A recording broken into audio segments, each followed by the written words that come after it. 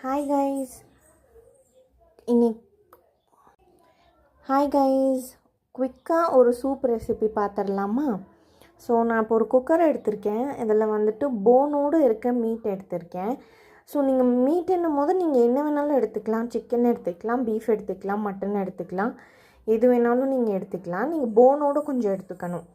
So நீங்கள் போனோடு எடுத்திருக்கேன். கொஞ்சமாக அதில் வந்து மீட் இருக்குது. ஸோ போனோடு இருக்கிற கறி எடுத்திருக்கேன்.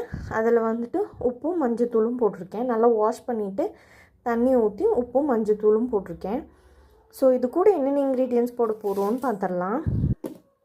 அது கூட இப்போ பார்த்திங்கன்னா இவ்வளவே தான். ஸோ ஒரு பச்சை மிளகாய் எடுத்து வச்சுருக்கேன். கொஞ்சமாக ஒரு பெரிய வெங்காயம் எடுத்திருக்கேன். உங்கள்கிட்ட சின்ன வெங்காயம் இருந்துச்சுன்னா நீங்கள் சின்ன வெங்காயமும் போட்டுக்கலாம். நான் ஒரு பெரிய வெங்காயம் எடுத்திருக்கேன். ஒரு பொட்டேட்டோ எடுத்திருக்கேன். ஒரு கேரட் எடுத்திருக்கேன். ஒரு பழுத்த தக்காளி ஒன்று எடுத்திருக்கேன். பச்சை கொத்தமல்லி எடுத்திருக்கேன். மிளகு வந்து ஒரு அரை டீஸ்பூன் எடுத்திருக்கேன்.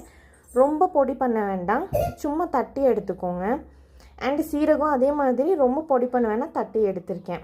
இங்கே ஒரே ஒரு பூண்டு வந்து தோல் சீவிட்டு நல்லா வந்து தட்டி எடுத்திருக்கேன். ஸோ இதுதாங்க தேவையான இன்க்ரீடியன்ட்ஸ்.